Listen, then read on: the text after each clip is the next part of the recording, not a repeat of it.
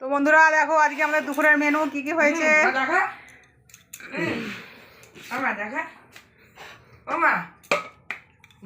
এখানে এই যে ভাত, রাইস, এখানে বরবটির তরকারি, এটা লঙ্কা গুঁড়ো ছাড়া আমার জন্য, লঙ্কা গুঁড়ো খাবো না। এটা ডালও আমি খাবো না, সেজন্য আমার জন্য এখানে ডাল সিদ্ধ রেখেছি, সব দেওয়া হবে। এখানে মাছের মোটা ভাজা, আমি মাছের ঝাল খাবো না, সেই জন্য মাছ ভাজা। ওদের জন্য লঙ্কা গুঁড়ো দিয়ে বরবটির তরকারি। এখানে রয়েছে লেবু, এখানে রয়েছে মাছের কেলিয়া, ওই কেলিয়া কালিয়া যাও হলো।